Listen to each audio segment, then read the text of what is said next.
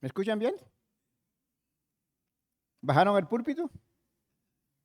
A mí me pasa como en Armenia, como en Villavicencio, ¿no? Muy, muy contento de estar acá en Tuluá, 2 años creo, 2 años y algo, disfrutando de la comunión con los hermanos, disfrutando de este memorial tan precioso y de esta hermosa música que alegra nuestro corazón. Ese himno que acabamos de cantar, le remueve uno todo ahí por dentro, hermano. Dando ese momento glorioso cuando estemos allá con el Señor, etcétera. Quiero hacer una breve reseña de eh, capítulo 1 y capítulo 2 de Primera de Corintios. Y bueno, mirar algunos detalles ahí. Vamos entonces a leer Primera de Corintios, capítulo 1, versículo 4 al versículo 9.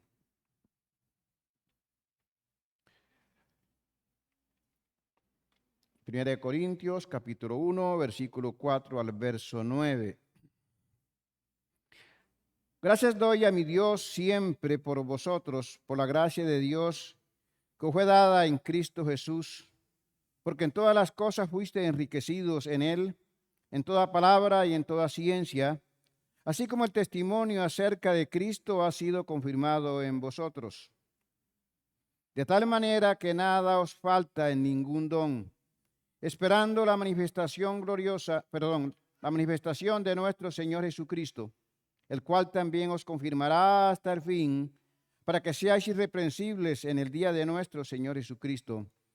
Fiel es Dios, por lo cual fuiste llamados a la comunión con su Hijo Jesucristo, nuestro Señor. Soberano Dios,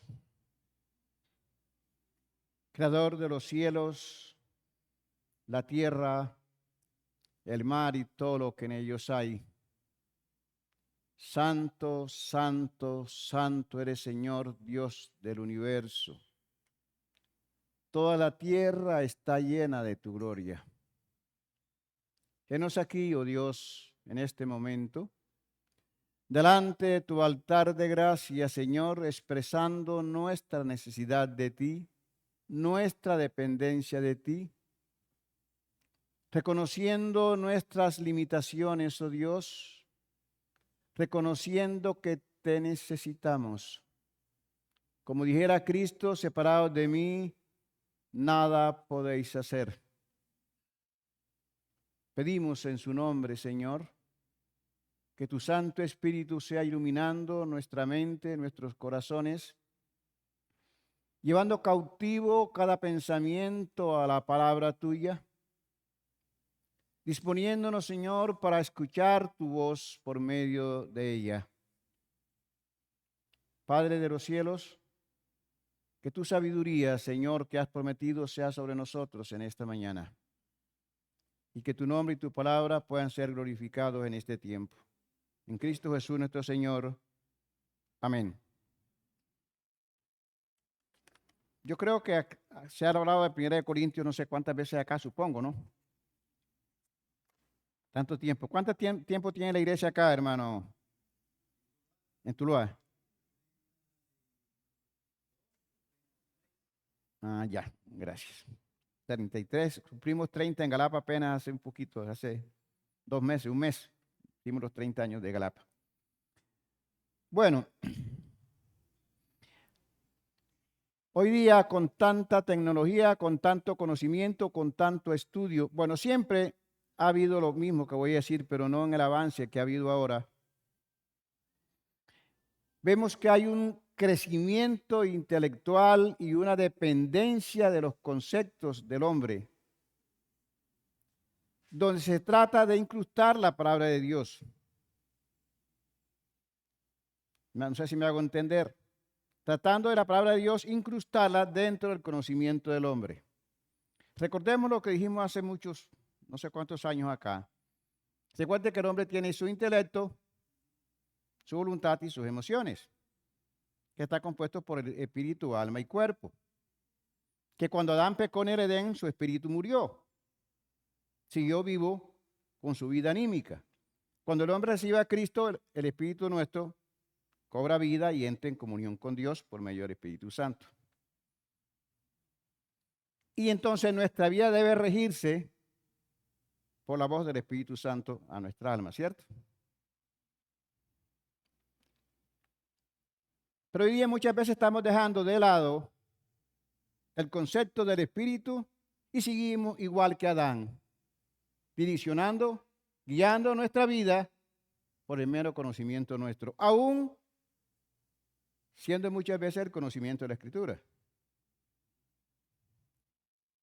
Dice en Romanos, creo, 15, 14, 15, que el Espíritu da testimonio a nuestro espíritu, no a nuestra alma,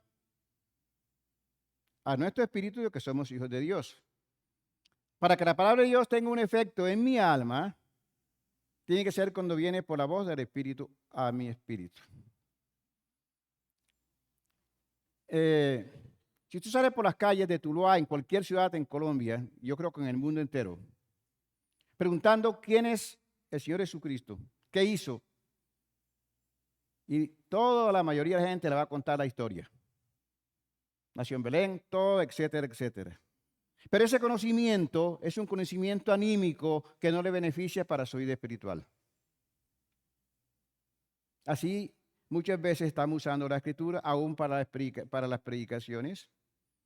Bajan un mensaje del internet y ahora con la inteligencia esta que llegó nueva. Y estamos muchas veces tratando la vida cristiana viviendo en ese sentido. Y los corintios no en la misma forma que ahora, pero estaban pasando por situaciones más o menos parecidas. El apóstol inicia aquí su saludo mencionando algunos detalles, dando gracias.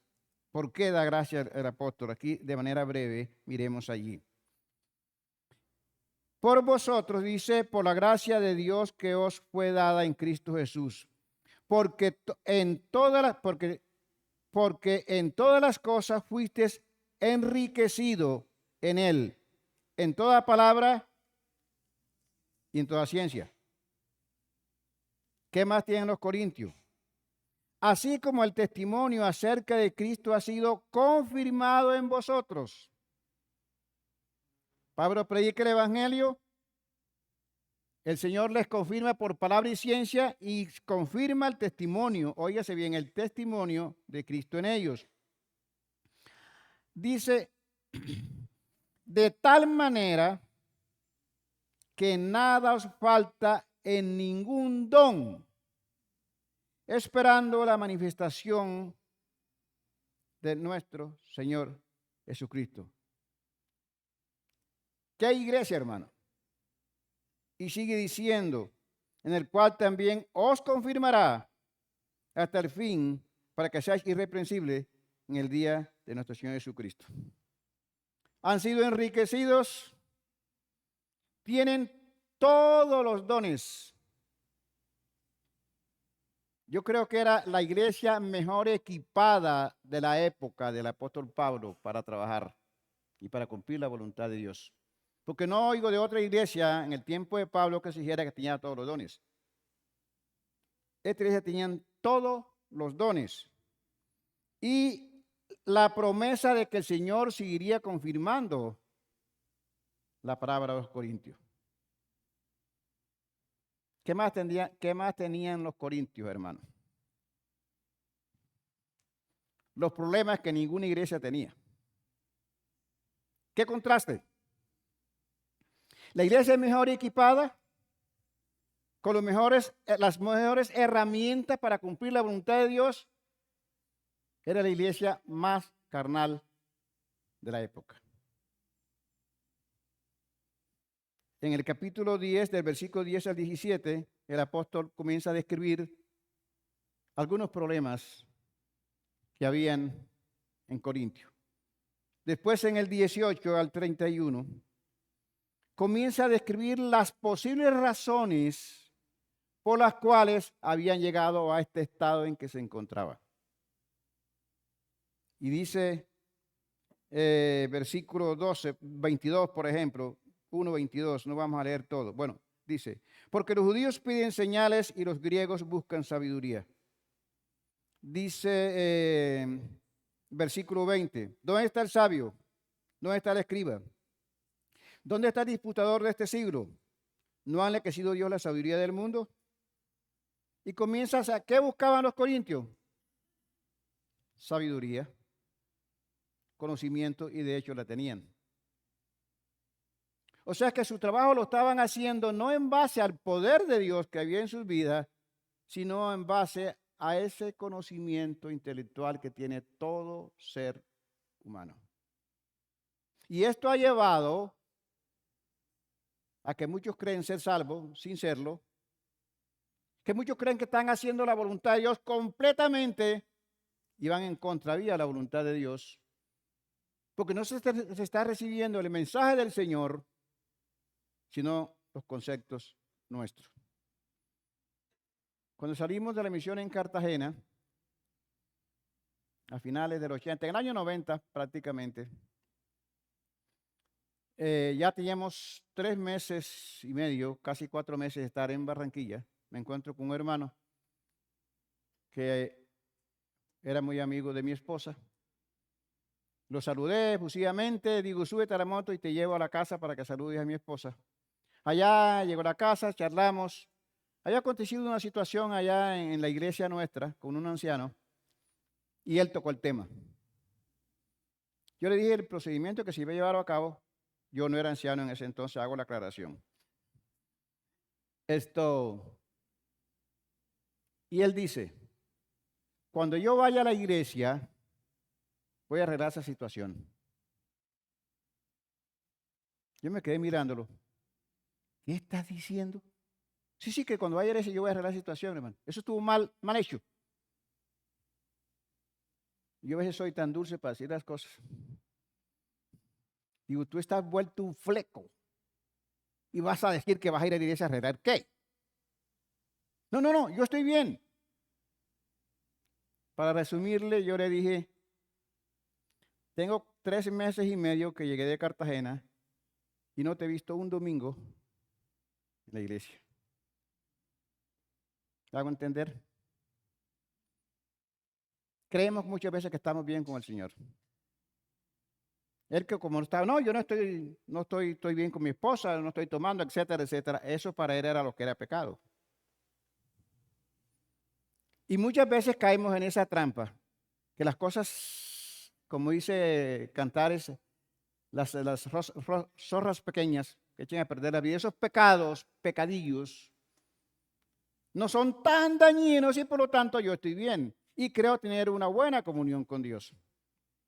Estos Corintios, el apóstol Pablo le hace otra aclaración finalizando aquí este segundo segmento que hablamos, verso 26.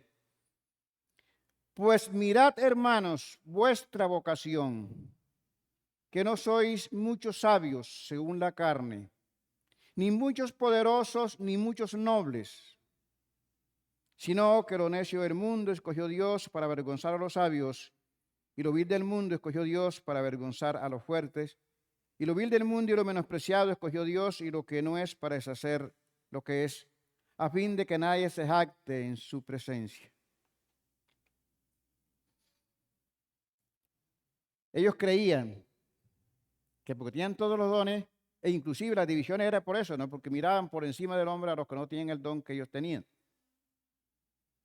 Y teniendo todas estas cualidades, todas estas capacidades, se habían desviado del concepto de la Escritura.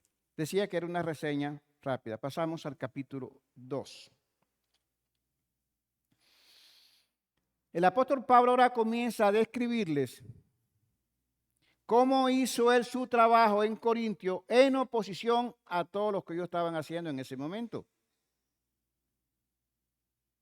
Ellos habían tomado las palabras de Pablo a su manera, pero no el ejemplo del apóstol Pablo. Y pareciera que el capítulo fuera como un break que hace ahí entre guiones o paréntesis que el apóstol Pablo hace para continuar con el problema más adelante en el capítulo 3. Entonces Pablo comienza aquí a hacer la aclaración en cuanto a esa clase de sabiduría. Dice el verso 2 verso 1 al verso 5. Andrés, me ayuda, por favor. Capítulo 2, verso 1 al verso 5 con voz de trueno. Hágale esfuercito, por favor.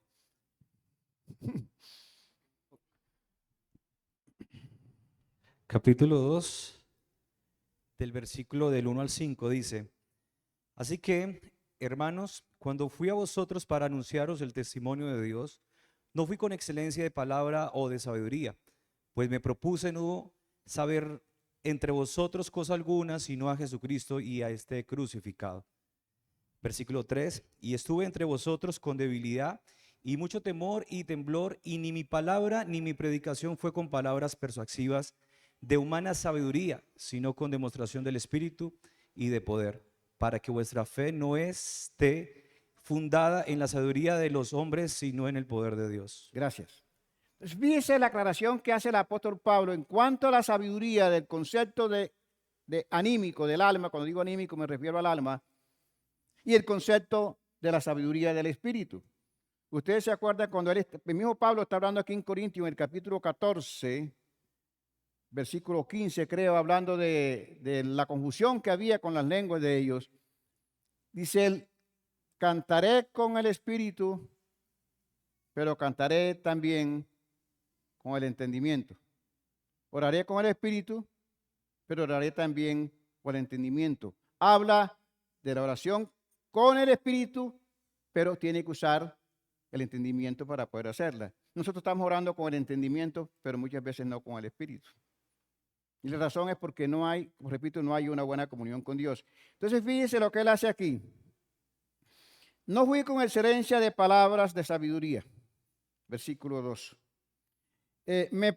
Pues me propuse no saber nada entre vosotros, no saber entre nosotros cosa alguna, sino a Jesucristo y a este crucificado. ¿Quién era el apóstol Pablo en cuanto a su trayectoria judía? ¿Me ayuda? ¿Perdón? Era un fariseo, según lo que dicen en su discurso en el capítulo 24. O sea, tenía un conocimiento el máximo, y dice la historia que ellos pensaban que Pablo podía ser el reemplazo de Gamaliel. Era el discípulo estrella de Gamaliel. Ahí estaban puestas las esperanzas. Por eso a él le cayeron tanto los judíos con el asunto. Y Pablo dice: me propuse no saber cosa alguna. Porque obviamente los judíos tenían una cantidad de cosas incluidas dentro de la ley que no estaban en la ley verdaderamente. Me propuse no saber nada sino lo que el Espíritu de Dios me revelara. Tenemos que depender de Dios. Recuerden otro dibujo que hicimos acá en una ocasión. El Espíritu, cuando nos convertimos al Evangelio, cuando nacemos de nuevo, me gusta utilizar mejor esa frase, nuestro espíritu nos da una posición con el Espíritu de Dios. Y ustedes me van a ayudar. ¿Somos perdonados? ¿Somos santos? ¿Justificados? ¿Lavados? ¿Sentados en lugares celestiales? Hay una lista de beneficios que tenemos posicionales con Cristo. Y óigase bien, pero tenemos la parte de nuestra alma, donde está nuestro intelecto y está nuestro carácter. Si yo estoy en esa posición, sentado con Cristo en lugares celestiales, en mi alma tiene que pasar algo. La consecuencia lógica es que mi alma tiene que someterse al Espíritu. ¿Sucede siempre eso? Y no está hablando de que somos impecables. Nadie aquí es impecable. Bueno, que yo sepa, ¿no? Dígame quién no ha pecado hoy. Hoy, domingo. Si en mi alma entonces está formando el carácter de acuerdo a lo que soy, mi vida pública tiene que manifestar eso. O no estoy donde yo creo que estoy. O no estoy siendo guiado por el Espíritu de Dios. Son dos razones posibles. Y aquí el apóstol Pablo está despojándose de su sabiduría, lo contrario de lo que ellos hablaban allá en su capítulo 1, y comienza a demostrar cómo hizo su trabajo. en el versículo 10 dice, hablando de las revelaciones que ojo no había visto. Pero Dios nos las reveló a nosotros. ¿Por qué? Por el Espíritu. Esto no lo consigue en internet. Esto no lo consigue en un libro. Y si lo recibe en un libro en internet, no le va a afectar su vida espiritual. Porque fue el Espíritu quien tiene que confirmar. Yo le decía a un hermano ayer, qué hermoso es cuando usted estudia la Escritura en oración y buena comunión con Dios y entiende un pasaje. Oiga, qué bonito pasaje. Y se le vienen cosas a la mente. Después se le ocurre a mirar un comentario y resulta y encuentra el pensamiento suyo allá. ¿Qué siente usted ahí? Wow, Señor, gracias. Porque lo que revelaste a tal escritor, hoy me lo has revelado a mí. Pero primero vamos al internet y al comentario, entonces después vamos a estudiar la Biblia. Estamos limitando que el Espíritu Santo me revele a mí lo que quiera revelarme. Cuando yo acudo a fuentes extras, antes de yo estudiar la Biblia, o sea, voy a buscar la Biblia para confirmar lo que ya he recibido, estoy diciendo al Espíritu Santo que él a mí entonces no me puede revelar lo que le reveló a aquel. Y eso depende, como digo, de dónde tenemos nuestros ojos puestos. Recuerden el pasaje de Hebreos, puestos los ojos en Jesús, autor y consumador de la fe. Recuerden de Esteban cuando estaba tirándole la piedra, levantó los ojos al cielo y vio a Cristo allá a la diestra del Padre. El Señor Jesucristo dijo cuando estuvo aquí en la tierra, no hagáis tesoro en la tierra, donde la polilla y el orín corrompen. ¿Haceos tesoro? ¿Dónde? En el cielo. ¿Estaban los corintios haciendo un trabajo? Seguro que sí. Estaban predicando la palabra. Estaban haciendo cualquier cantidad de actividades. ¿Eso tenía beneficios eternos? Cuando venía la prueba, ese error como que cogieron una aguja. Ah, no, están iguales.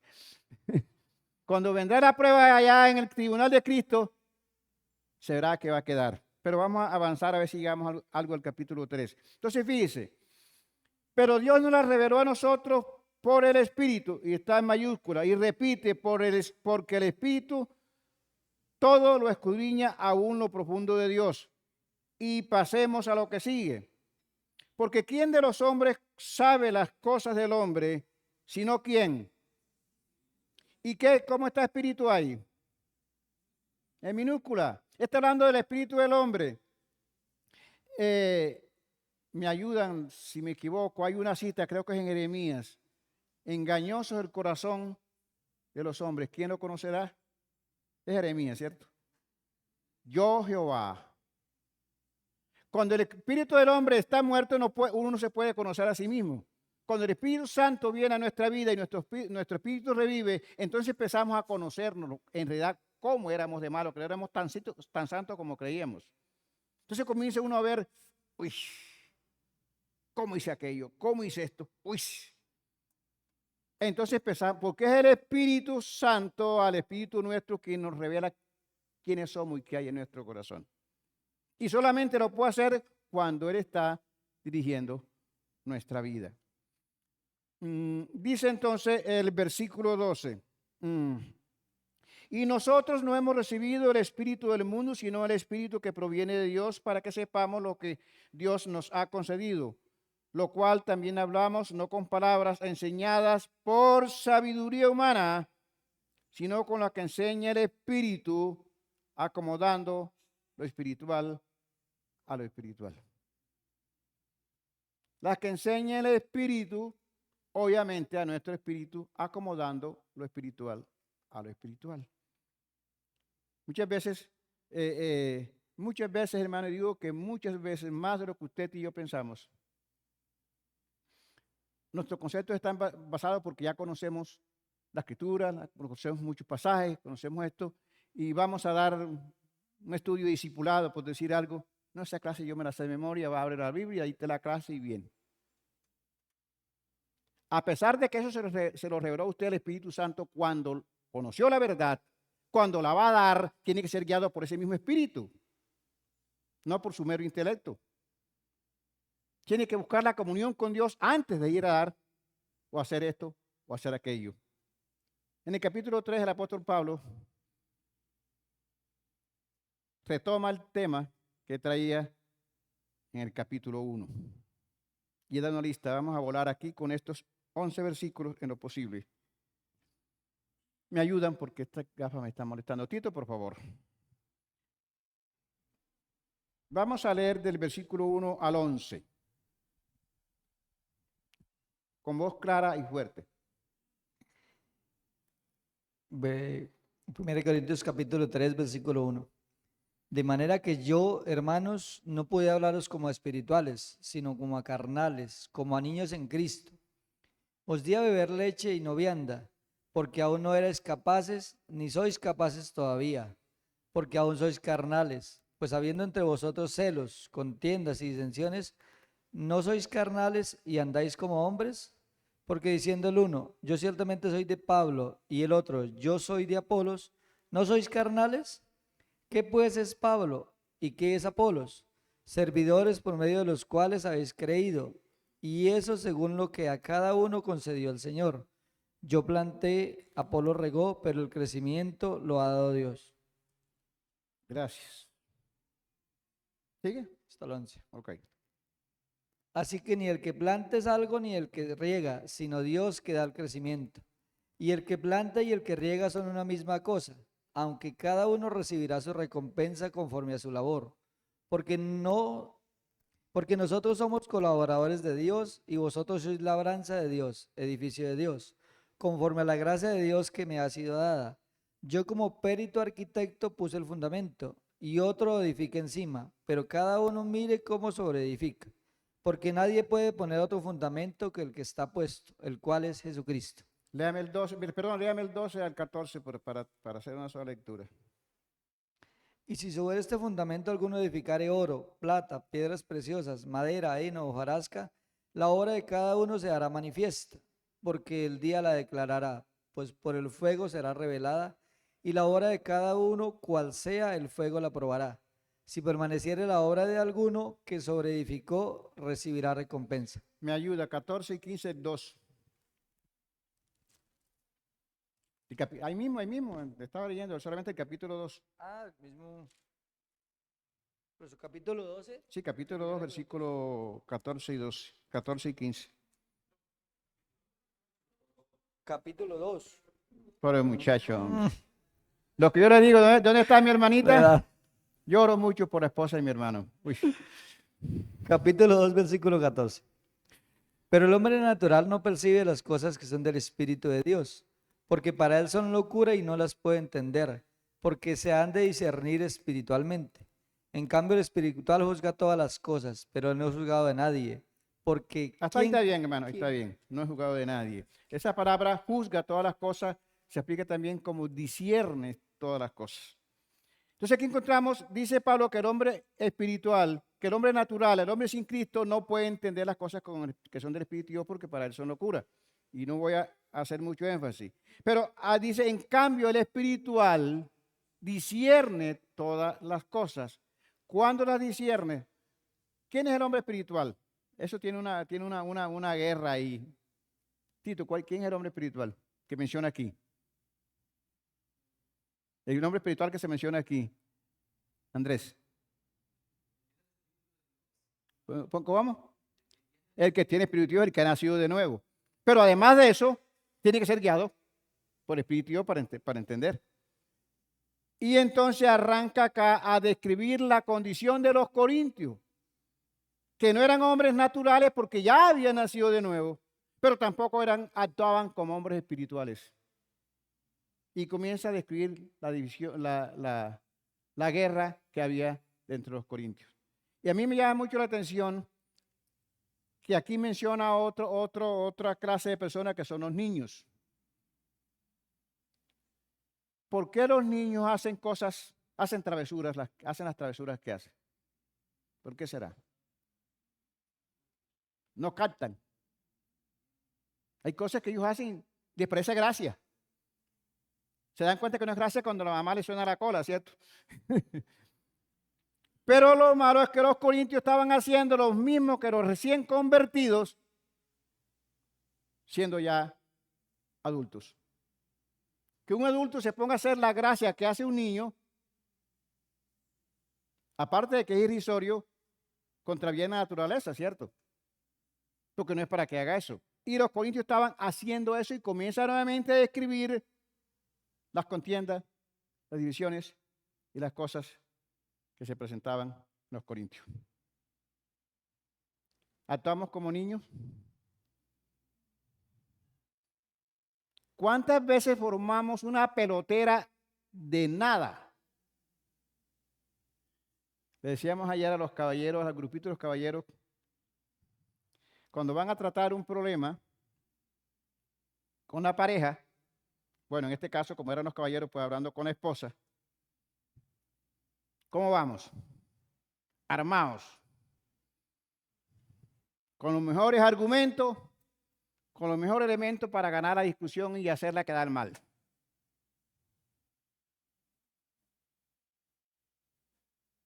La verdad puede dañar.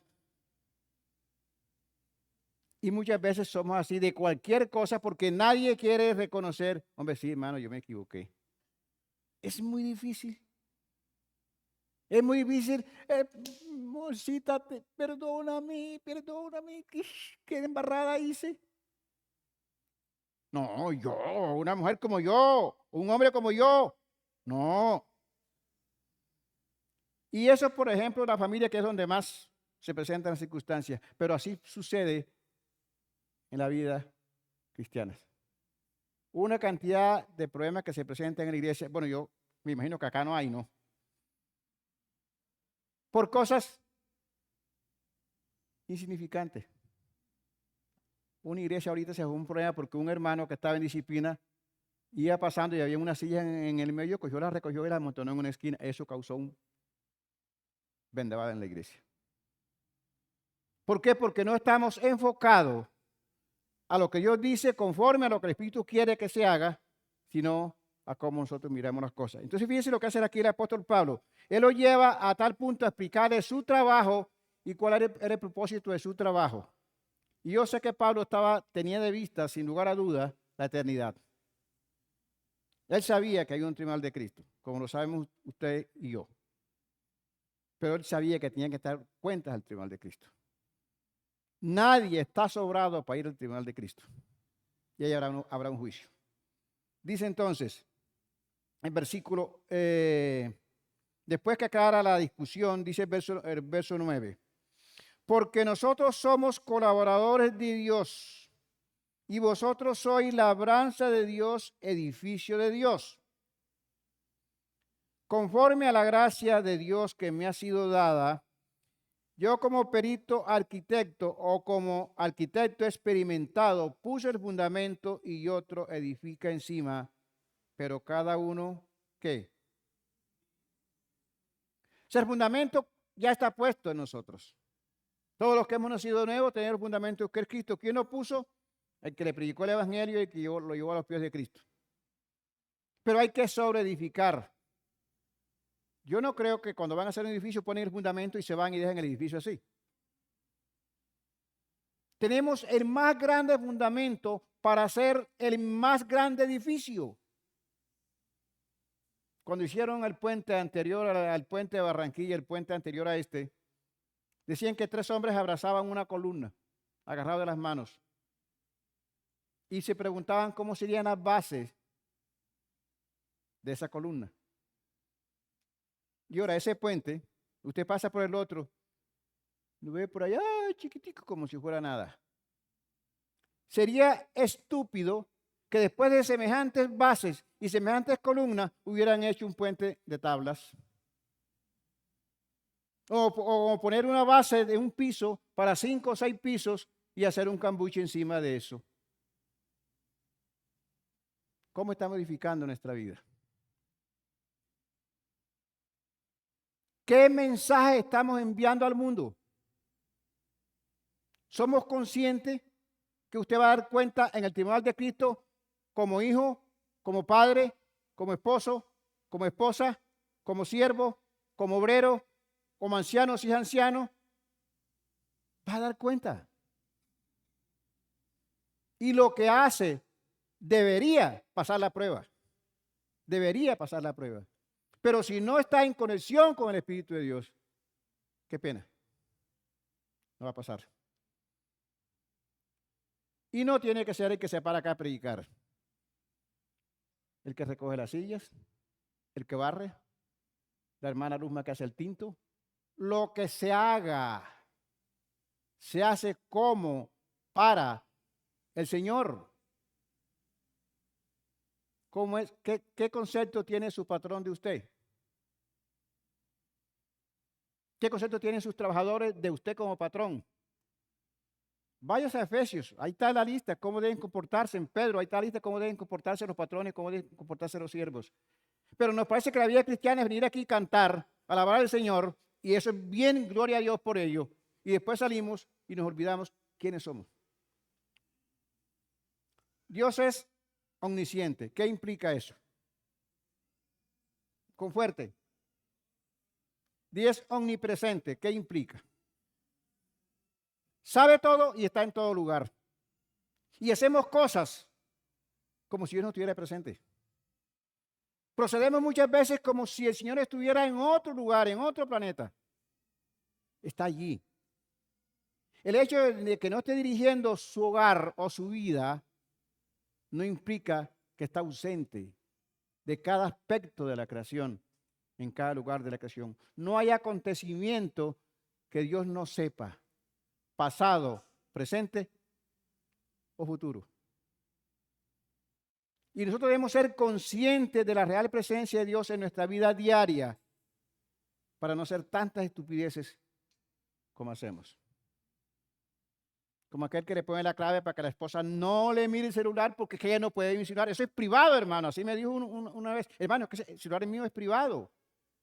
Digo, es de la empresa. Digo, no, pero es mío. O sea, la esposa no puede mirar, ni el esposo puede mirar el celular de la esposa. Wow. Yo sé cuántos están arrugando la cara, pero yo me voy mañana. Es un solo cuerpo, somos una sola carne, hueso de mi hueso, carne de mi carne. Lo que ella siente debo sentirlo yo. Pero así, muchas veces la iglesia de hoy se parece muchas cosas a la iglesia de Corinto. Seguimos leyendo aquí los 2 minuticos que me quedan allá según aquel reloj. Dice entonces el versículo 11. Porque nadie puede poner otro fundamento del que está puesto, el cual es Jesucristo. Si sobre ese fundamento alguno edificare oro, plata, piedras preciosas, madera, heno, hojarasca, la obra de cada uno será manifiesto porque el día la declarará. Pues por el fuego será revelada, y la obra de cada uno, cual sea el fuego, la probará. Si permaneciere la obra de alguno, ¿qué le pasa? Qué lindo sería, ¿cierto? Que el Señor pudiera decirnos, ven, buen siervo fiel. Sobre poco ha sido puesto, sobre mucho te pondré. Entra en el gozo de tu Señor. Pero dice, si la obra se quemare, él sufrirá pérdida. Y sabemos que aquí no está hablando de la salvación, aquí está hablando de ese fruto del trabajo que hacemos para el Señor, cualquiera sea, cualquiera sea. No sé si dije eso acá en alguna ocasión, pero si lo dije no estaban todos, seguro que no estaban todos en esa ocasión. Un drama que hicieron en el barco Dulus cuando la última vez que estuve en Barranquilla. Ellos tienen un trabajo con dramas, no es no es para mí eso, la forma de hacer un ministerio, pero de que lo hacen bien, lo hacen, hermano, y causan un impacto impresionante porque son gente que se preparan para eso. La idea es que hay una muchacha creyente, bautizada en la iglesia, pero parecía a los corintios. Sus conversaciones eran de fiestas, actividades sociales. Entonces se puso a orar y otra persona hacía el papel de Jesucristo. Estaba todo vestido blanco. Él no decía una sola palabra. Solamente se paraba al lado de la muchacha donde quiera que ella iba. Se puso a hablar con los muchachos para hacer un plan de una fiesta. Y él se le paró al lado. Entonces ella cogió a él, lo empujó hacia allá y hablaba acá con los muchachos, ¿no? Después que acordaron la cita y todo, empezó en el espejo a maquillarse y él parado al lado. Y ella le decía que se quitara, que se fuera. Cuando ya salió para irse, él salió atrás. Entonces ella lo cogió, lo empujó para la casa y cerró la puerta. Él abrió la puerta y salió otra vez, 3 veces. En el último intento, vio que no se quedaba. Cogió unos clavos y un martillo, lo clavó en la pared y se fue. Eso es figurado. Pero ¿cuántas veces queremos hacer eso?